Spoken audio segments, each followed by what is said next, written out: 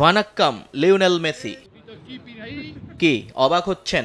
Lionel মেসির সঙ্গে তামিল এই ভাষার সম্পর্ক কি? আসলে এভাবেই লিওনেল মেসিকে অভ্যর্থনা জানাতে প্রস্তুত হচ্ছেন দক্ষিণ ভারতের আকাশী নীল সমর্থকরা। কারণ 2025-এই যে সেখানে যাচ্ছেন বিশ্ব ফুটবলের সর্বকালের সেরা এই তারকা।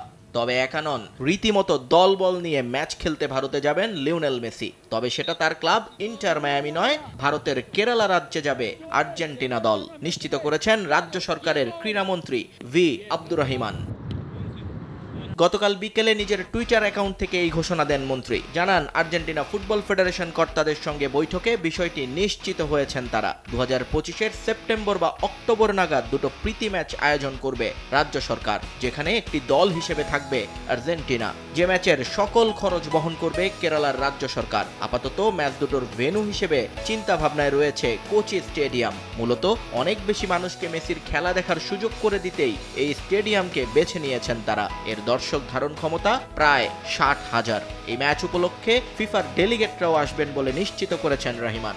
অর্ধেক পাউডারে দ্বিগুণ উজ্জ্বলতা, নতুন রিন অ্যাডভান্সড অর্ধেক পাউডারে দ্বিগুণ উজ্জ্বলতা। এই ম্যাচ উপলক্ষে আগামী 2 মাসের মধ্যে কেরালায় আসবেন আর্জেন্টিনার ফুটবল ফেডারেশনের কর্তা ব্যক্তিরা। সেখানেই আনুষ্ঠানিক চুক্তি সই করবে দুই পক্ষ। তবে তার আগে ম্যাচ ভেন্যু ঘুরে দেখবেন তারা।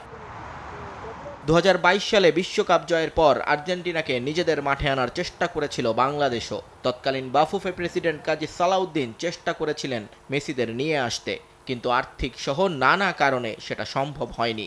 এবার সে কাজটাই করে দেখাতে যাচ্ছে ভারত। এর আগে 2011 সালে ভারতে এসেছিলেন মেসিরা। সেবার কলকাতার সল্টলেক স্টেডিয়ামে ভেনেজুয়েলার বিপক্ষে প্রীতি ম্যাচ খেলেছিল আকাশী নীল জার্সিধারীরা। পরে সেখান থেকে বাংলাদেশে এসে নাইজেরিয়ার বিপক্ষে ম্যাচ খেলেছিল মেসি বাহিনী। এবার কেরালায় আসার কারণ হিসেবে বলা হচ্ছে আর্জেন্টাইন ফ্যান বেস। কাতার বিশ্বকাপ চলাকালীন বাংলাদেশের মতো তাদের উন্মাদনাও ছিল চোখে পড়ার মতো। নিয়ন মুহাইমিন, সময় সংবাদ।